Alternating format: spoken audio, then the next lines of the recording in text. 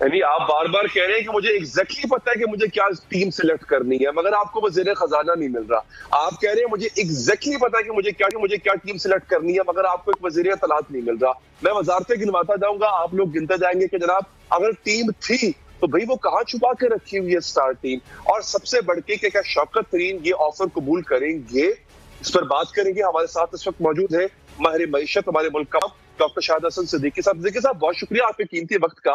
سر ہم یہ دیکھ رہے ہیں، آگے چل کے میں ناظرین کو بتاؤں گا بھی صحیح، کہ ہمارے ہمسایہ ممالک جو ہیں وہ ترقی کر رہے ہیں۔ کورونا کے دوران بھی ان کی جو پیس تھی گروتھ کی وہ بہت بہتر ہے۔ بنگلہ دیش کی مثال لے لیں، 5.5 یا 8 پہ جو ہے وہ ان کی گروتھ ریٹ چل رہی ہے۔ پاکستان میں کیا ہو رہا ہے؟ پاکستان میں ہمیں ٹیم ہی نہیں مل رہی ہے۔ دعویٰ یہ کیا گیا تھا کہ ٹیم تیار ہے، 22 سال لگا کے، 22 سال کی جدوجہد لگا کے ہم نے ٹیم تیار کی ہے، مگر ایک اچھا ڈھنگ کا وزیر خزانہ نہیں مل پا رہا ہمیں۔ سر آپ کیا سمجھتے ہیں وجہ، کیا یہی وجہ ہے حالیہ سالوں میں پاکستان کی جو معیشت 5.5 سے مائنس میں چلی گئی، یا کوئی اور وجوہات بھی آپ سمجھتے ہیں؟ دیکھیے میں آپ سے یہ عرض کروں کہ اس حکومت کے اب جو 3 سال پورے ہوں گے تو اوسط شرح نمو جو ہوگی وہ 0.8% ہوگی، 1% سے بھی کم۔ ان کو جو ورثے میں ملی تھی وہ تھی 5.5%۔ اب یہ 1% سے بھی کم 3 سال کا اوسط چلا گیا۔ مگر ایک اور بیرونی سرمایہ کاری اگر آپ دیکھیں جس کا بہت چرچا ہے، تو 2018 کا جو فائنینشیل ایئر تھا، سابقہ حکومت کا آخری سال، اس میں ایک سال میں $5 ارب کی بیرونی سرمایہ کاری آئی تھی۔ اس حکومت کے 2 سال اور 8 مہینے میں $3 ارب سے کم آئی ہے، یعنی تقریباً $10 ارب کا جھٹکا لگ گیا۔ اور یہ اعداد و شمار جو ہیں وہ اسٹیٹ بینک کے ہیں، میرے نہیں ہیں، اور منسٹری آف فائنانس کے ہیں۔ اسی طرح سے افراط زر جو ہے وہ دگنا ہو گیا، اور روپے کی قدر بہت تیزی سے گری، اور ٹیکس اور جی ڈی پی ریشو جو تھا وہ گر گیا، اور اس کے بعد ہمارا بجٹ خسارہ جو ہے وہ بڑھ گیا۔ تو بیسیکلی سوائے آپ ریمیٹنسز کے دیکھیں تو اس میں ضرور اضافہ ہوا ہے، اور لیکن اس کی اپنی ایک وجوہات ہے۔ اور لیکن یہ ایک اور تکلیف دہ چیز آ گئی کہ شاید ہماری تاریخ میں واحد یہ ہوا کہ ریمیٹنسز بڑھ گئیں اور ہمارے جو ایکسپورٹ ہے وہ اس سے نیچے چلا گیا۔ تو ایکسپورٹ سے آپ کو روزگار ملتا ہے، اصل تو ریمیٹنسز تو جو ہے وہ تو فلکچویٹ ہوں گی، آگے کم بھی ہو سکتی ہیں۔ تو یہ آگے کے لیے بڑی مشکلات مجھے نظر آ رہی ہیں۔ خدا نخواستہ اگر پالیسی میں تبدیلی نہیں کی، آپ نے جیسے بنگلہ دیش کا ذکر کیا، ان کے ریزرو جو ہیں وہ $43 بلین پہ چلے گئے۔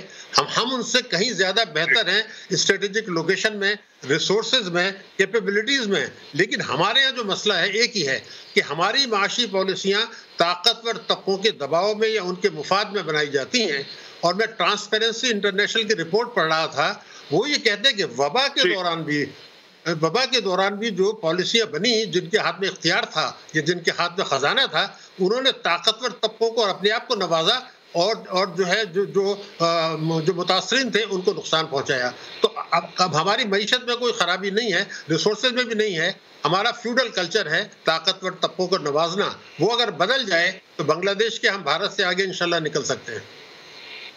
اچھا سر، ہم نے، آپ کو لگتا ہے کہ ابھی حالیہ چند سالوں میں، یا یوں کہہ لیں کہ موجودہ گورنمنٹ کے 3 سالوں میں ہم نے میکرو اکنامکس پہ کام کیا ہے جس کے ریزلٹس آئے ہیں؟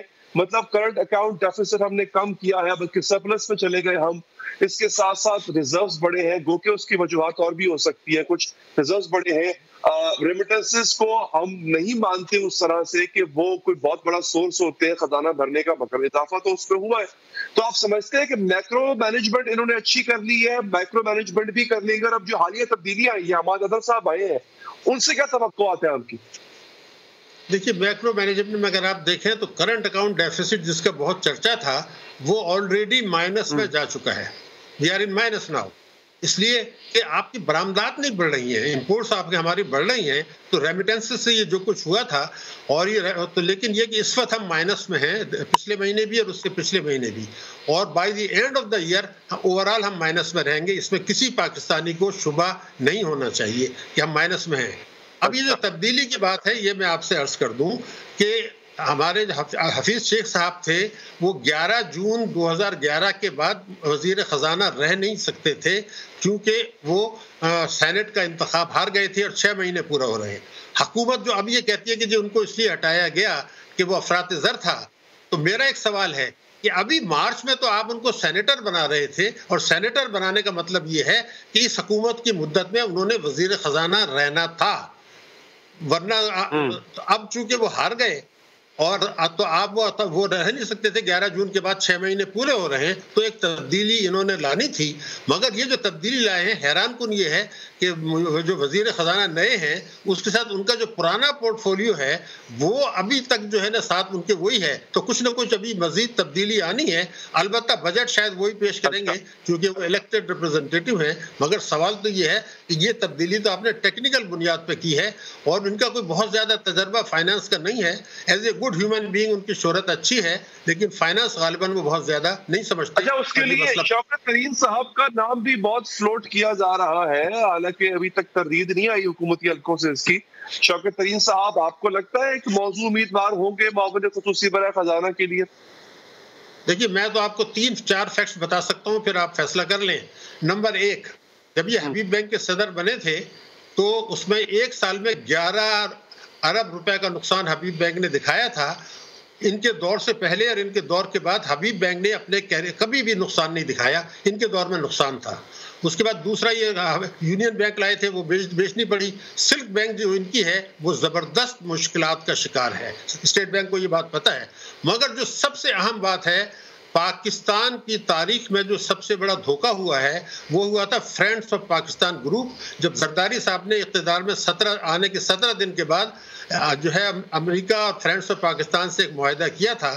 اس کی شرط یہ تھی کہ امریکہ اور یہ جو ہے پاکستان کو، یعنی آپ یہ ہسٹری بتا رہے ہیں ڈاکٹر صاحب، پھر آپ کہہ رہے ہیں کہ یہ ہسٹری جاننے کے بعد عوام فیصلہ کر لیں کہ کیا وہ ایک موضوع مشیر خزانہ یا معاون خصوصی برائے خزانہ ہوں گے یا نہیں۔ بہت بہت شکریہ سر، آپ کی قیمتی رائے اور آپ کے قیمتی وقت کا۔ ناظرین،